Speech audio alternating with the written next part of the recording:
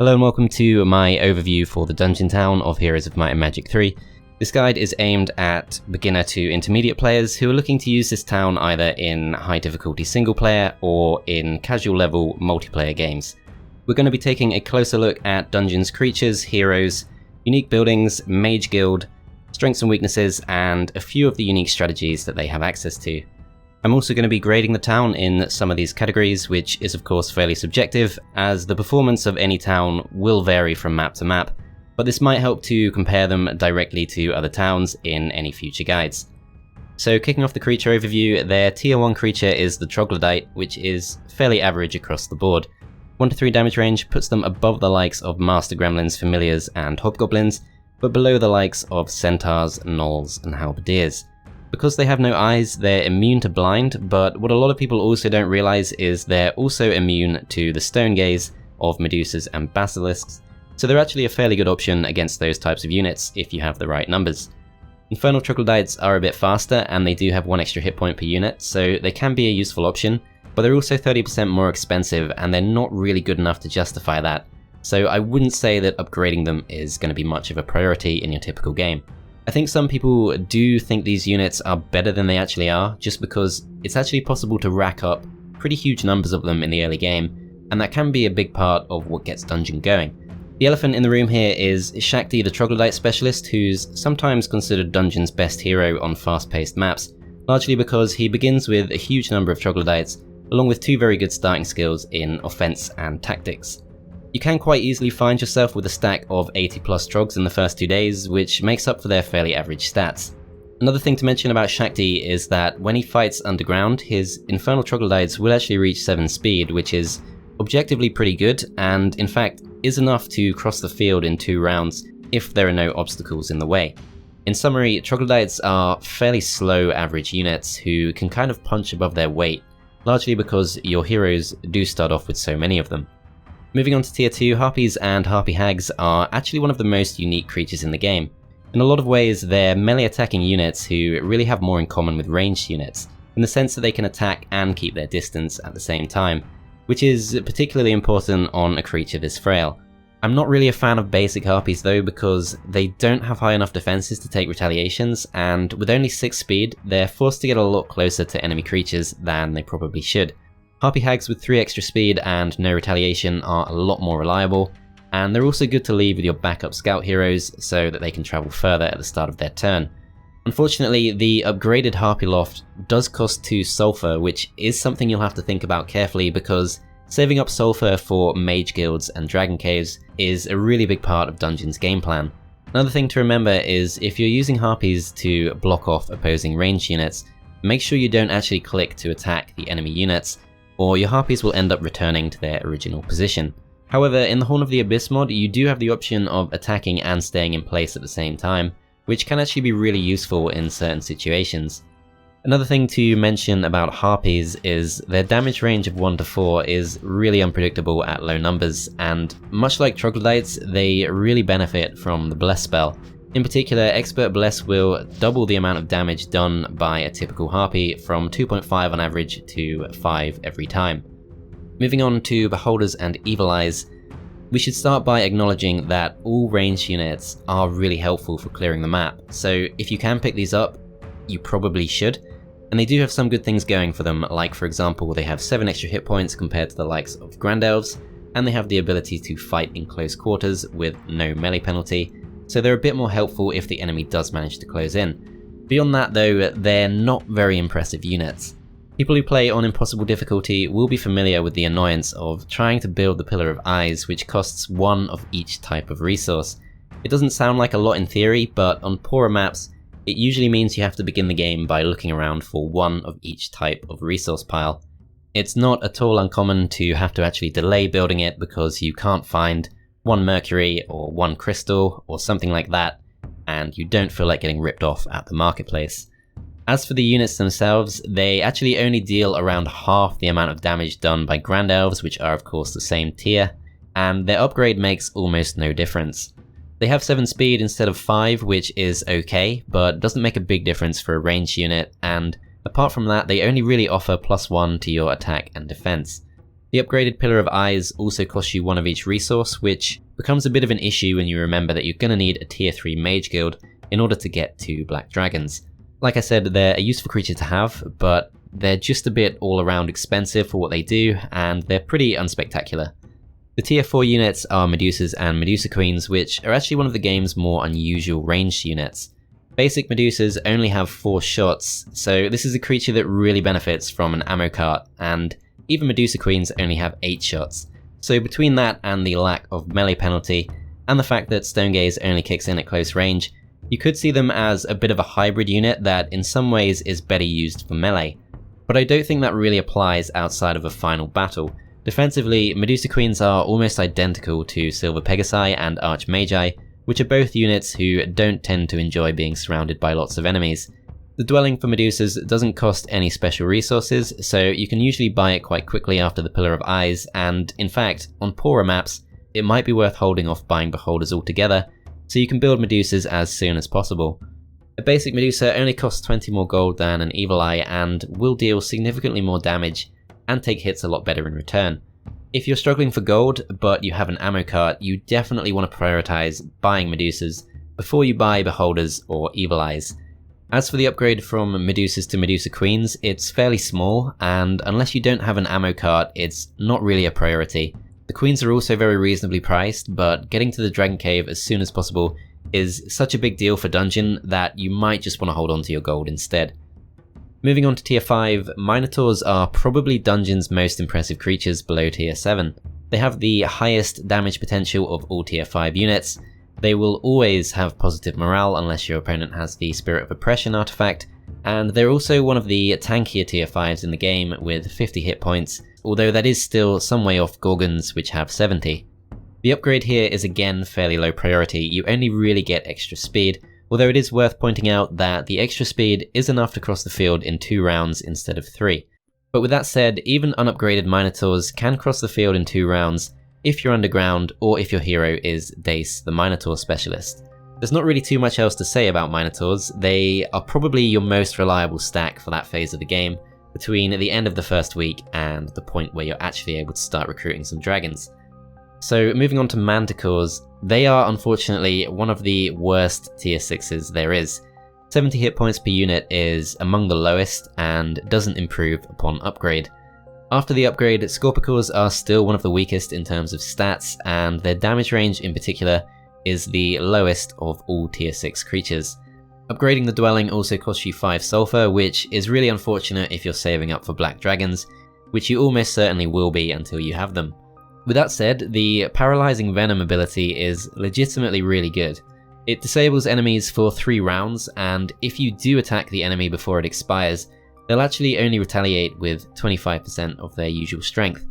11 speed is enough for them to reach 2 hex units opposite them on the battlefield in 1 round, and it's enough for them to ensure heroes carrying them will get maximum movement points if they aren't carrying anything slower.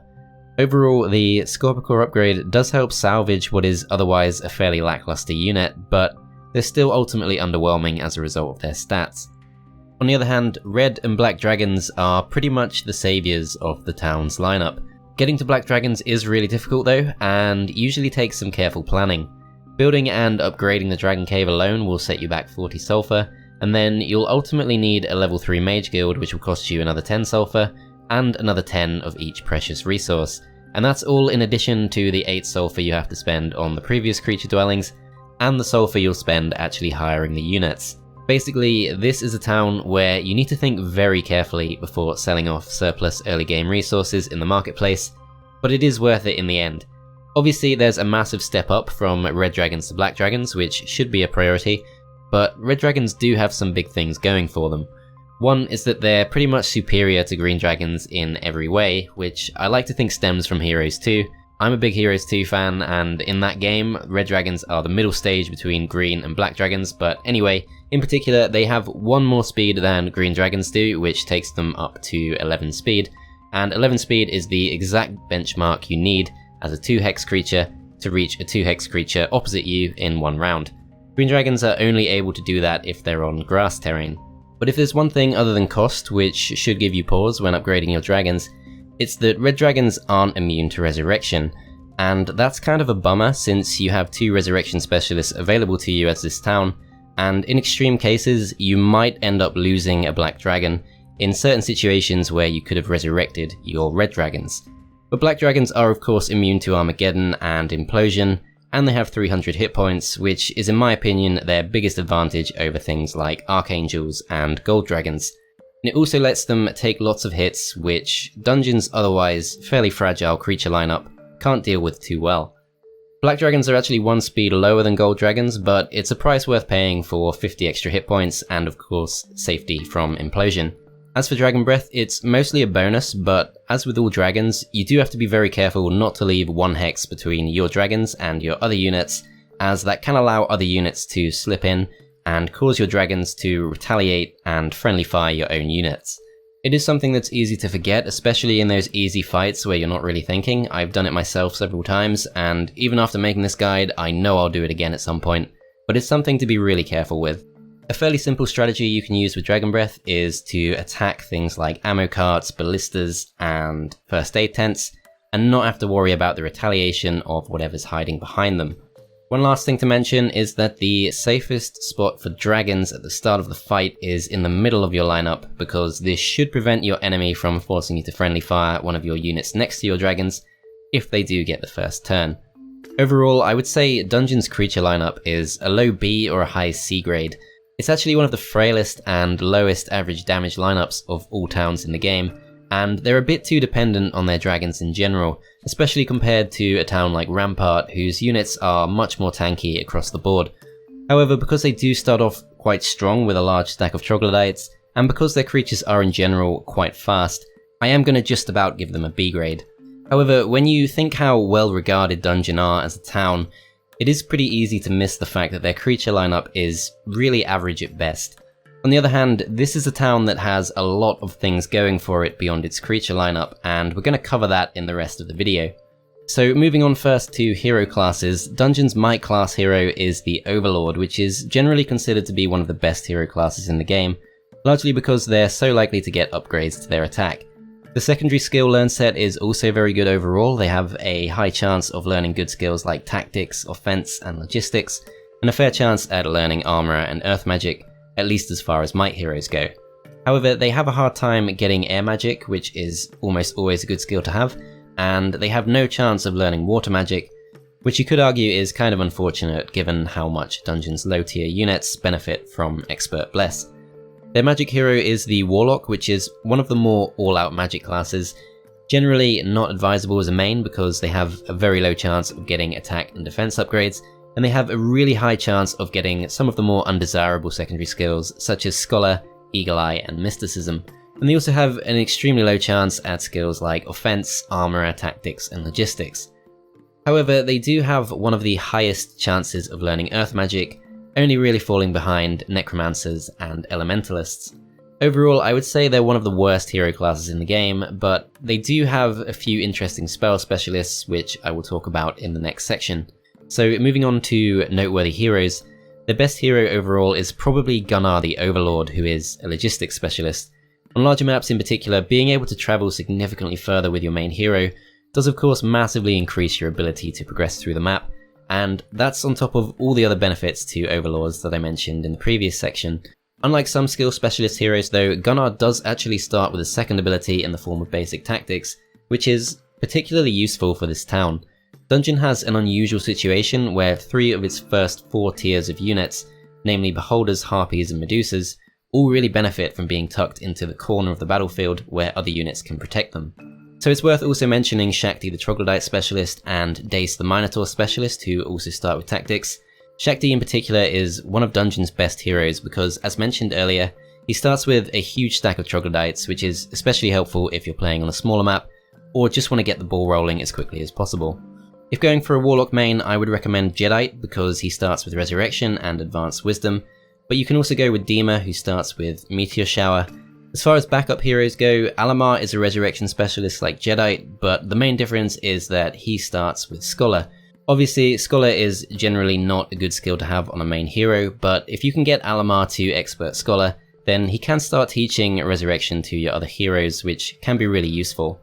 Another good backup hero is Damacon the Overlord, whose bonus gives you an extra 350 gold per day. He also starts with advanced defense, so he's all around a good option to have available. When it comes to heroes, I would give Dungeon an A grade overall. Overlords really give you everything you could want in a main hero, with good access to both primary and secondary skills, and some of the best individual heroes for both smaller and larger maps. Warlocks on the other hand have 2 or 3 interesting specialists, but as a hero class, their only real advantage compared to Overlords is having better odds at being offered different schools of magic, and they can also make for strong hit and run specialists using the combination of Black Dragons and Armageddon, but they're so unlikely to get the best skills that it's hard to trust them as serious options for a main hero. At a push, you might not be blown away by Dungeon's hero selection if you play long multiplayer maps with Logistics Specialist banned. However, that's not really a common format, especially on Horn of the Abyss. Moving on to buildings, we'll start by taking a closer look at how Dungeon's Mage Guild stacks up, and then move on to their unique buildings. So Dungeon's Mage Guild is broadly good, just because you can get it up to level 5, and with the mana Vortex, and the requirement for a level 3 Mage Guild in order to get Black Dragons, you do have multiple incentives to upgrade it as much as possible. However, compared to the other towns with level 5 guilds, Dungeon has a few upsides and a few downsides. You do have the highest chance of getting Armageddon out of all evil towns, at around double the chance of Inferno and Necropolis. However, you also have the lowest chance of Implosion and Fly out of all level 5 guilds. On the other hand, you do have the widest possible pool of spells. The only spells you can't get here are Summon Air Elemental, Prayer, Animate Dead, and Death Ripple. In particular, Dungeon has the only evil mage guild which can teach Bless, which can be a big deal because units like Troglodytes, Harpies, and Minotaurs all really benefit from being blessed. Overall, the higher chance at Armageddon is really the only thing that stands out here, and although you will still miss out on it more often than not, the Mage Guild is good enough across the board that I think it just about deserves an A grade. Moving on to proper uniques, Dungeon is one of multiple towns in the game with access to artifact merchants, along with Tower and Conflux. Artifact merchants provide a pool of buyable artifacts which refreshes at the start of each month. Situationally, they can be very powerful on big maps, but you should bear in mind that the costs of artifacts go down significantly as you build more marketplaces in your towns. In the early game, everything about the artifact merchants is just too expensive to be worthwhile. Another thing to bear in mind is that all players' artifact merchants draw from the same pool, so since multiple towns get access to artifact merchants, you should aim to check and buy anything you want from it as soon as possible after a new month begins. That's particularly important because any player with a tower, conflux, or dungeon town could end up competing for the same artifacts. Moving on, the Mana Vortex is one of the best unique buildings in the game. Not only can it double your spell points, but it also does so instantly, saving you the need to leave your main hero in town overnight, as you would with a Mage Guild. In a lot of ways, the Mana Vortex feels similar to giving your main hero expert intelligence for free, and it pairs really well with some of the expensive spells Dungeon's heroes can start out with, such as Resurrection or Meteor Shower. However, you do have to be careful because it will only trigger once per week, and also one of the most counterintuitive things about it is if you have a hero in the garrison slot of your town, that hero will claim the mana boost, not the hero actually visiting the town. If you find that difficult to remember, it's probably safer just to avoid using the garrison slot altogether in any dungeon towns. However, if you do use it on the right hero, and make sure you're wearing any knowledge boosting artifacts before you do, it's an extremely powerful unique building which is also surprisingly cheap at only 1000 gold. The Portal of Summoning is another unique building which is always useful and sometimes can be so powerful that it can literally win you the game. For those who aren't aware, the way it works is by picking a random external creature dwelling you own at the start of each week and enabling you to recruit an extra week's worth of units from that dwelling, although like external creature dwellings, the growth isn't going to be boosted by your citadel or your castle. It is another one you have to be a bit careful with because if you, for example, flag a low-level dwelling like the Warren in order to get some free Troglodytes, you might actually be diluting the pool of dwellings it can pick from, and you could be costing yourself bonus Black Dragons later in the game. So you want to make sure you start by scouting your starting area for Dragon Caves and other high-tier creature dwellings before you start flagging any low-tier ones. If you do manage to find a Dragon Cave, you can potentially get up to 5 dragons per week from just one town. 1 from the creature dwelling itself, 2 from the basic growth of the town, 1 bonus growth from the flagged dwelling, and a 5th from the Portal of Summoning. There are also a few custom maps where you can pick up some extremely powerful bonus creatures like Azure Dragons, Crystal Dragons, and so on. For example, in my playthrough of the map The Great Wasteland, without really meaning to, I was lucky enough to pick up an extra Fairy Dragon from my Portal of Summoning, which gave me the push I needed to start including them as a stack in my main hero's army. I also wouldn't go as far as saying it's a situational building, because even if you do accidentally flag a low level dwelling, bonus creatures in any form are still better than nothing and might help you get the ball rolling in the early game. Overall, I would go as far as to say Dungeon's unique buildings are up there with some of the very best. They're actually one of the key reasons Dungeon is considered one of the strongest towns, so they definitely deserve an A+. There might be no other town in the game which relies this heavily on its unique buildings in order to stay competitive. In terms of Dungeon's unique strategies, I think we've touched on most of them already, but to recap, I would mention things like using Alamar with Expert Scholar to pass Resurrection around, using Black Dragons to safely cast Armageddon without taking damage, and taking full advantage of the Portal of Summoning and Mana Vortex whenever you can. In conclusion, Dungeon is a strong town, but not necessarily a beginner-friendly one. It's easy to make mistakes with the Mana Vortex, or the Portal of Summoning, or by not properly planning out your route to Black Dragons. However, if you do plan your moves carefully, they're definitely one of the best towns in the game. They are a relatively low HP town in normal circumstances, and I would say a lot of players probably don't appreciate just how dependent they can be on red and black dragons. Dungeon is a town that can struggle if it gets unlucky. You'll probably be a bit disappointed if you don't find an external dragon cave, or if your starting area lacks sulfur, or if you don't get Armageddon. But while they aren't as unconditionally powerful as some other towns, you can usually find some way to make them work, and I would say they're a solid A-grade town overall. This is the first town guide I've made, so if you found it helpful, do let me know in the comments, and I'll think about making some more. And you can of course catch any further videos by subscribing to the channel. But that's all for now, thanks for watching, and I'll see you next time.